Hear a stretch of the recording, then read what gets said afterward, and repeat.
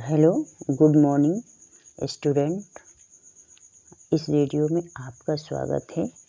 आज हमने लिया है यूपी टेट का एग्ज़ाम जो 28 अक्टूबर को होने वाला है। उसके लिए हमने ये रिवीजन टेस्ट सीरीज़ बनाया है। हम ये विश्वास करते हैं कि ये टेस्ट सीरीज़ आपके लिए उपयोगी साबित होगी और ये टेस्ट सीरीज़ बहुत ही इम्पोर्टेंट है। हमने बहुत ही महत्वपूर्ण क्वेश्चन को लिया है जो कि पेट एग्ज़ाम में आ सकता है और पेट एग्ज़ाम में आए हुए क्वेश्चन को भी हमने लिया है और अदर एग्ज़ाम में आए हुए क्वेश्चन को हमने लिया है। तो ये टेस्ट सीरीज़ आपके लिए बहुत ही उपयोगी हो सकती है और बहुत ही मूल्यवान हो सकती है। तो आइए हम देखते हैं कि हमारा क्वेश्चन क्या है। और बच्चों, ये टेस्ट सीरीज़ हमने बहुत छोटे छोटे बनाए हैं ताकि आपको रिवीजन करने में आसानी हो सके। तो आइए देखते हैं पहला क्वेश्चन क्या है। भारत का संविधान कब अधिकृत एवं अधिनियमित हुआ? तो हम देखते हैं हमारा भारत का संविधान कब बन के तैयार हुआ और कब इसे भारत के लोगों ने अधिकृत, अंगीकृत, अधिनियमित किया, आत्मसमर्पित किया। तो हमारा ऑप्शन है ऑप्शन ए 11 फरवरी 1948 को, 26 जनवरी 1950 को, सी है 26 नवंबर 1949 को, डी है उपयुक्त में से कोई तिथि नहीं। तो हमारा ऑप्शन होगा सी, भारत के लोगों ने 26 जनवरी 1949 को भारतीय संविधान को अंगीकृत किया, अधिनियमित किया। तो इस तरह हम देखते हैं कि हमारा भारत का संविधान 26 जनवरी 1949 को अंगीकृत किया। कुछ संविधान की कुछ धाराएं जो कि 26 नवंबर 1949 को ही लागू हो गई, लेकिन हमारा संविधान पूर्ण रूप से 26 जनवरी 1950 को लागू हुआ, जिसे हम लोग 26 जनवरी के रूप में मनाते हैं, गणतंत्र दिवस के रूप में मनाते हैं। नेक्स्ट क्वेश्चन है, भारतीय राज्य व्यवस्था में निम्नलिखित में से सर्वोच्च कौन है? तो यहाँ हम देखेंगे कि भारतीय संविधान में या भारतीय राज्य शासन व्यवस्था में कौन सर्वोच्च है। तो यहाँ ऑप्शन हम देखेंगे, ऑप्शन ए संविधान, ऑप्शन बी न्यायपालिका, option C Lok Sabha, option D संसद। तो हम यहाँ देखेंगे हमारा ऑप्शन ए संविधान, मतलब भारत के राज्य व्यवस्था में संविधान सबसे सर्वोच्च है। नेक्स्ट क्वेश्चन है, किस वर्ष सूचना का अधिकार अधिनियम पारित हुआ? तो हम देखेंगे सूचना का अधिकार अधिनियम कब पारित हुआ। सूचना का ऑप्शन है ए 2002 में, बी 2000 में, सी 2004 में, डी 2005 में। तो हमारा ऑप्शन है डी 2005 में। सूचना के अधिकार अधिनियम के अंतर्गत व्यक्ति कोई भी सूचना सार्वजनिक संस्थाओं से प्राप्त कर सकता है। पहले ये नियम नहीं थे, लेकिन 2005 के द्वारा ये नियम पारित किया गया कि कोई भी व्यक्ति सरकारी संस्था से सूचना प्राप्त करता है, अगर उसे सूचना प्राप्त नहीं होती है तो वो अपील कर सकता है। और सर्वोच्च न्यायालय ने सूचना के अधिकार अधिनियम को अनुच्छेद 19(1) में इसे रखा है। तो इस तरह हम देखते हैं कि ये सूचना का अधिकार अधिनियम एक तरह हमारा मूल अधिकार भी बन गया है, जो कि स्वतंत्रता के अधिनियम के अंतर्गत रखा गया है। नेक्स्ट क्वेश्चन है, निम्नलिखित में से कौन संसद के संयुक्त बैठक की अध्यक्षता करता है? तो आइए हम देखते हैं हमारा ऑप्शन है, ऑप्शन ए उपराष्ट्रपति, ऑप्शन बी राष्ट्रपति, ऑप्शन सी लोकसभा का अध्यक्ष, ऑप्शन डी प्रधानमंत्री। तो हमारा ऑप्शन है ऑप्शन सी लोकसभा का अध्यक्ष। संयुक्त बैठक की अध्यक्षता लोकसभा का अध्यक्ष करता है, लेकिन संयुक्त बैठक की आहुति, संयुक्त बैठक को एक तरफ बुलाने का कार्य भारत का राष्ट्रपति करता है। अगर दोनों संसद के दोनों सदनों में अगर गतिरोध उत्पन्न हो जाता है, जैसे लोकसभा और राज्यसभा, तो संयुक्त बैठक की आहुति राष्ट्रपति करता है और इसकी अध्यक्षता लोकसभा का अध्यक्ष करता है। नेक्स्ट क्वेश्चन हम देखेंगे, राज्यसभा किसके द्वारा भंग की जा सकती है? तो राज्यसभा, लोकसभा और राज्यसभा है, तो राज्यसभा किसके द्वारा भंग की जाती है? ऑप्शन हमारा है उपसभापति, ऑप्शन बी राष्ट्रपति द्वारा, ऑप्शन सी प्रधानमंत्री द्वारा, ऑप्शन डी उपरोक्त में से किसी के द्वारा नहीं। तो हमारा आंसर है उपरोक्त में से किसी के द्वारा नहीं, ऑप्शन डी। राज्यसभा कभी भंग नहीं की जा सकती है।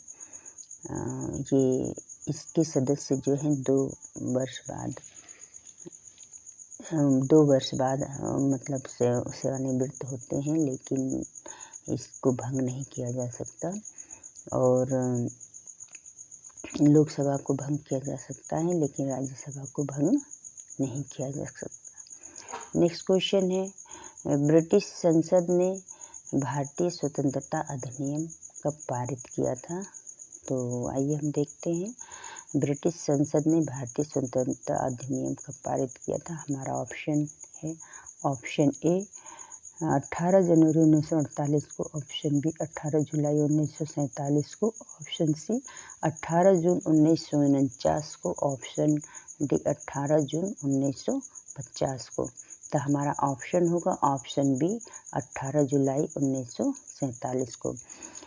माउंटबेटन योजना 3 जून 1947 के अनुसार भारतीय स्वतंत्रता अधिनियम 4 जुलाई 1947 को संसद में पेश किया गया और ब्रिटिश संसद ने 8 जुलाई 1947 को भारतीय स्वतंत्रता अधिनियम को पारित किया। तो इस तरह हमारा ऑप्शन होगा बी 18 जुलाई 1947 को। नेक्स्ट क्वेश्चन है, निम्नलिखित में से किस वाद में उच्चतम न्यायालय ने संविधान के मूल ढांचे का सिद्धांत प्रतिपादित किया था? तो आइए हम देखते हैं, हमारा ऑप्शन है option A Maneka Gandhi, option B Kesavananda Bharati, option C Golaknath, option D A K. Gopalan. तो हमारा आंसर है ऑप्शन बी केशवानंद भारती।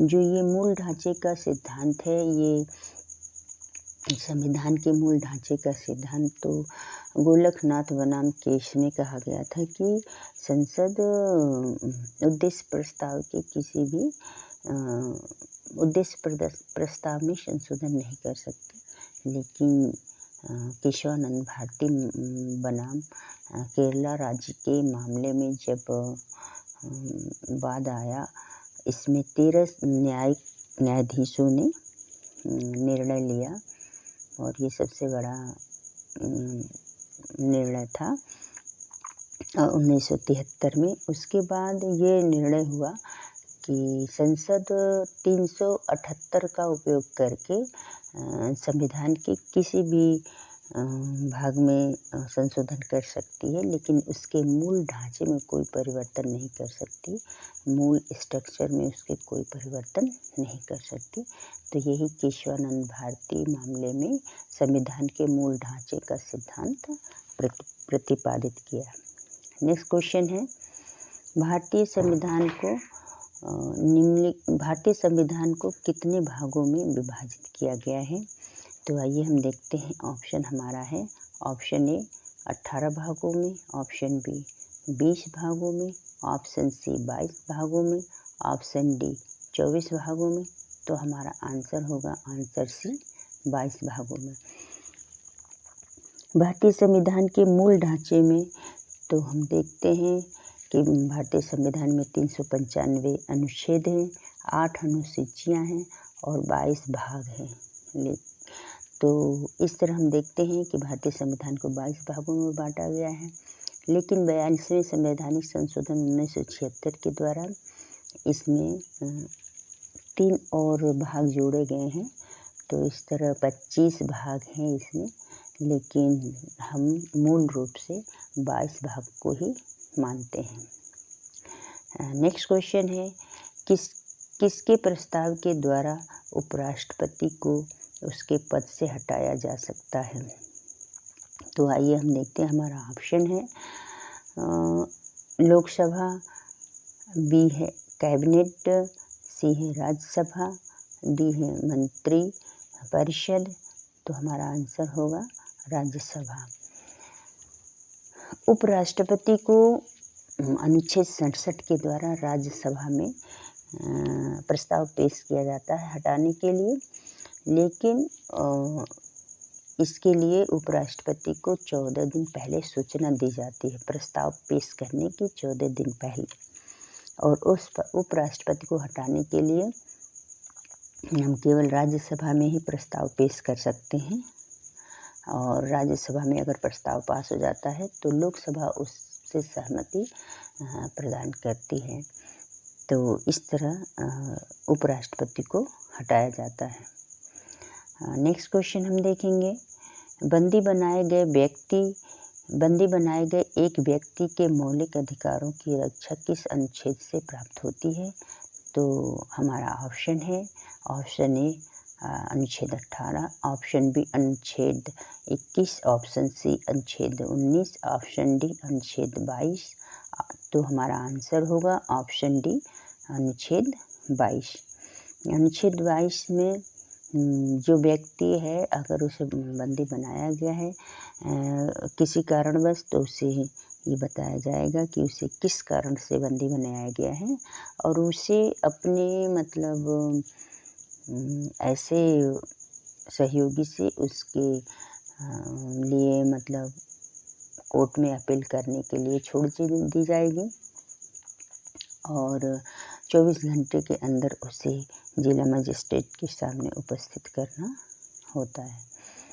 तो आइए नेक्स्ट क्वेश्चन देखते हैं, किस संविधान संशोधन द्वारा धर्मनिरपेक्ष शब्द भारत के संविधान की प्रस्तावना में जोड़ा गया?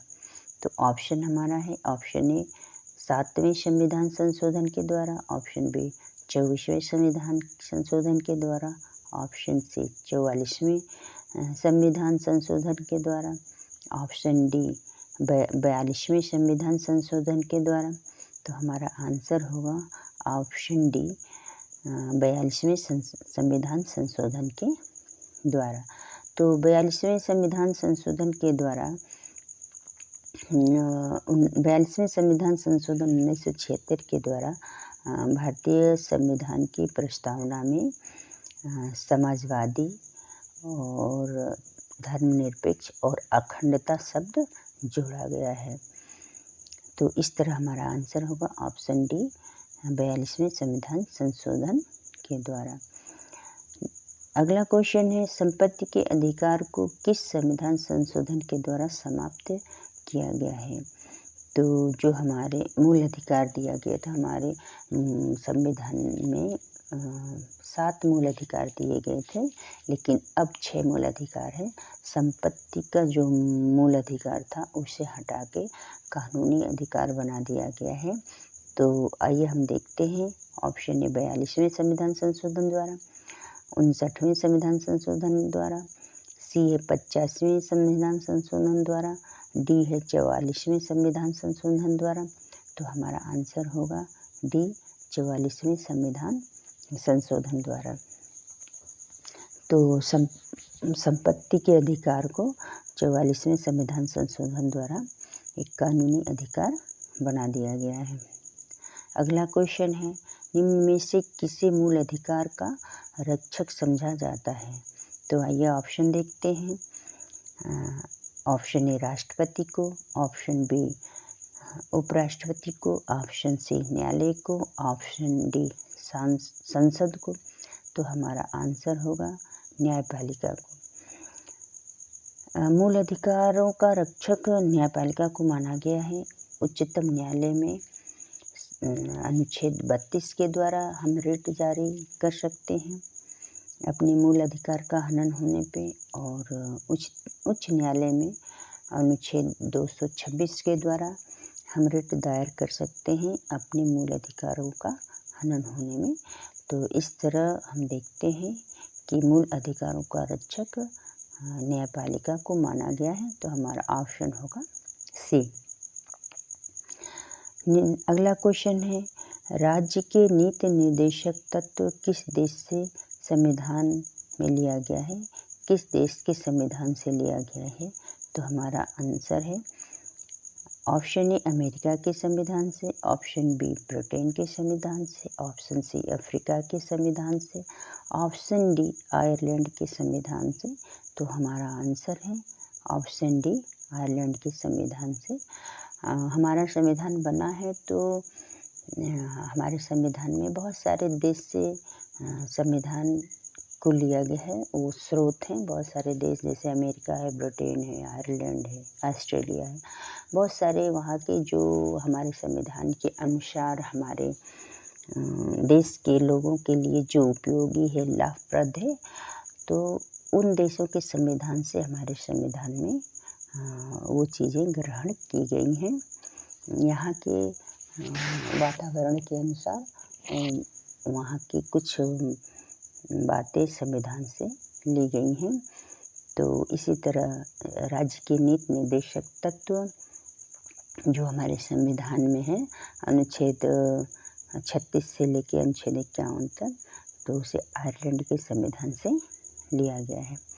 नेक्स्ट क्वेश्चन है, भारतीय संविधान के अनुच्छेद 19 में कौन सा अधिकार शामिल है? तो आइए हम देखते हैं। समानता का अधिकार, ऑप्शन ए, ऑप्शन बी धार्मिक स्वतंत्रता का अधिकार, ऑप्शन सी वाक और अभिव्यक्ति की स्वतंत्रता का अधिकार, ऑप्शन डी संवैधानिक उपचारों का अधिकार। तो हमारा आंसर है वाक और अभिव्यक्ति की स्वतंत्रता का अधिकार। भारतीय संविधान के मूल अधिकार में अनुच्छेद 19 से अनुच्छेद 22 तक स्वतंत्रता का अधिकार दिया गया है। तो अनुच्छेद 19 में 6 स्वतंत्रताएं दी गई हैं। तो उसी में एक है वाक्य और अभिव्यक्ति की स्वतंत्रता का अधिकार। अगला क्वेश्चन है, भारतीय संविधान में समवर्ती सूची का विचार कहाँ से लिया गया है? तो हमारा ऑप्शन है ऑप्शन ए संयुक्त राज्य अमेरिका के संविधान से, ऑप्शन बी ऑस्ट्रेलिया के संविधान से, ऑप्शन सी जापान के संविधान से, ऑप्शन डी अफ्रीका के संविधान से। तो हमारा आंसर है आंसर बी ऑस्ट्रेलिया के संविधान से। भारतीय संविधान में समवर्ती सूची का विचार ऑस्ट्रेलिया के संविधान से लिया गया है। भारतीय संविधान के अनुसूची 7 में केंद्र और राज्यों के बीच विषयों को बंटवारा किया गया है विषयों का। तो उसमें हमारे केंद्रीय सूची के विषय हैं, राज्य सूची के विषय हैं और समवर्ती सूची के विषय हैं। समवर्ती सूची के विषय पर राज्य और केंद्र सरकार दोनों कानून बना सकती हैं, लेकिन अगर गतिरोध दोनों में हो गया तो केंद्र सरकार का जो कानून बना है उसी को मान्यता दी जाएगी। नेक्स्ट क्वेश्चन है, निम्न में से कौन सा अनुच्छेद राष्ट्रपति को उच्चतम न्यायालय से परामर्श करने की शक्ति प्रदान करता है? तो हम देखते हैं कि हमारे जो राष्ट्रपति हैं वो उच्चतम न्यायालय में किस अनुच्छेद के द्वारा उच्चतम न्यायालय से किसी विषय में अपने परामर्श मांग सकते हैं। तो ऑप्शन हमारा है ए अनुच्छेद 120 के द्वारा, अनुच्छेद 108, अनुच्छेद 111, अनुच्छेद डी है अनुच्छेद 143। तो हमारा आंसर होगा अनुच्छेद 143, मतलब भारत के राष्ट्रपति उच्चतम न्यायालय से अनुच्छेद 143 के द्वारा किसी विषय पे, कानूनी विषय पे परामर्श मांग सकते हैं।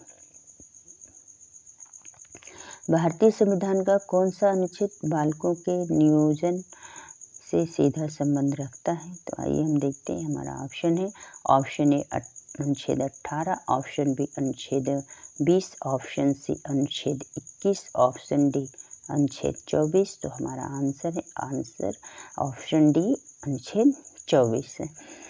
तो अनुच्छेद 24 जो कि भारत के बच्चों के लिए, जैसे बच्चा अगर 14 साल का नहीं है तो उसे किसी ऐसे काम पर नहीं रखा जाएगा जो उसके लिए खतरा है। किसी कारखाने में ऐसे काम के लिए नहीं रखा जाएगा जो उसके खतरा है। उसके बालकपन का लाभ नहीं उठाया जा सकता और उसका शोषण नहीं किया जा सकता। इसकी व्यवस्था अनुच्छेद 14 में दी गई है और ये मूल अधिकार है। मूल अधिकार शोषण के विरुद्ध अनुच्छेद 23 से लेकर अनुच्छेद 24 तक।